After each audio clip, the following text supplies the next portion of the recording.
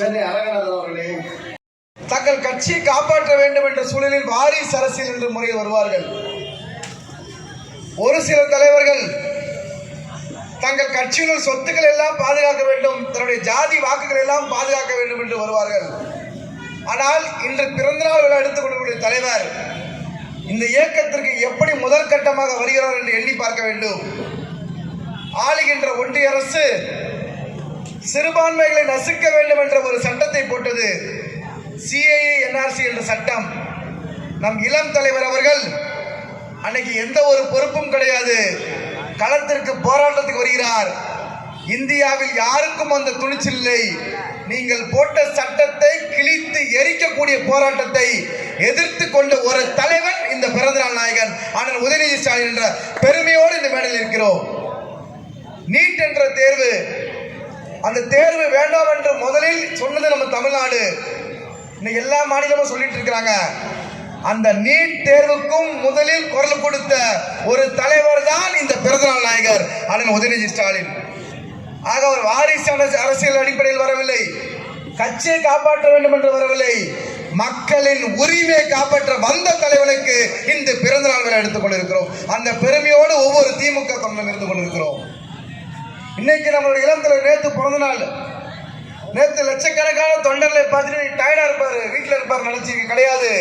இன்னைக்கு ஜார்க்கண்ட்ல முதலமைச்சராக ஒருத்தர் பொறுப்பேற்கிறாரு சிபுசூரன், அவருக்கு வாழ்த்து சொல்வதற்கு தமிழகத்தின் சார்பாக நம் துணை முதலமைச்சர் இன்னைக்கு களத்தில் இருந்து கொண்டிருக்கிறார். பிறந்த நாளுக்கு முன்னாடி நாள் எங்க இருந்தாரு பார்த்தா விருகம்பக்கம் கால்வாய், அந்த பக்கம் நல்லாங்குப்பம் கால்வாய், இன்னும் ஒரு 6 இடத்துல மக்கள் பணி செய்தவர் தான் பிறந்த நாள் எடுத்துக் கொண்டிருக்கிறோம். ஆக இங்க வந்திருக்கக்கூடிய தொகுதி சொந்தங்களாக இருந்தாலும் சரி, கழகத்தில் இருந்தாலும் சரி, நீங்கள் மனதில் வைத்துக் கொள்ளுங்கள், இந்த தமிழ்நாட்டை காப்பாற்றுவதற்கு அடுத்த எதிர்காலத்துக்கு நம் இளம் தலைவர் இருக்கிறார். அப்படிப்பட்ட இளம் தலைவர் நல்ல ஆரோக்கியத்தோடு இருக்க வேண்டும் என்று ஒட்டுமொத்த தொகுதி மக்களின் சார்பாக வாழ்த்தி பாராட்டி விடைபெறுகிறேன். நன்றி, வணக்கம். அடுத்தபடியாக நம்முடைய தலைமை கழக பேச்சாளர் கந்தளி கரிகாலன் அவர்கள் சிறப்புரையாற்றுவார்கள்.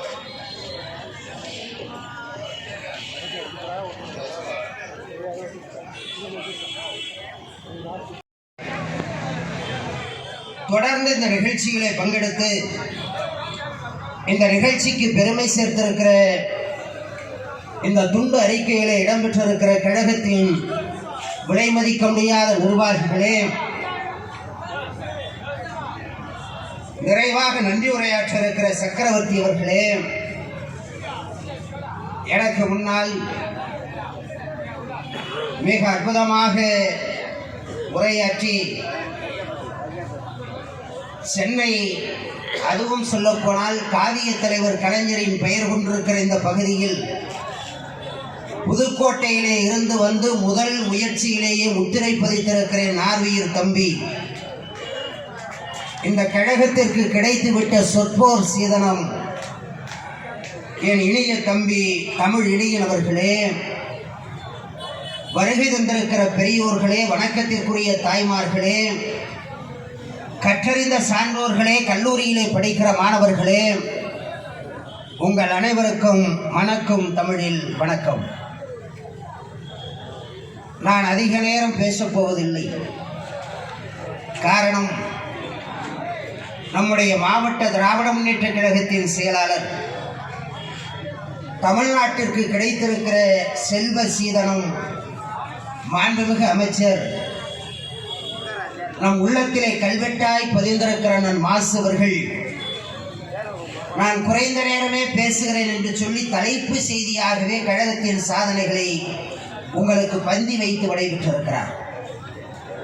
நான் அதிக நேரம் பேசப்போவதில்லை என்று சொல்லுவதற்கு காரணம், ஒரு வரலாற்று தலைவனுக்கு பிறந்த நாள். என் அருமைக்குரிய தோழர்களே, நான் இயல்பாகவே எப்பொழுதும் எந்த மேடையாக இருந்தாலும் என்னிடத்தில் ஒரு குணாதிசயம் உண்டு.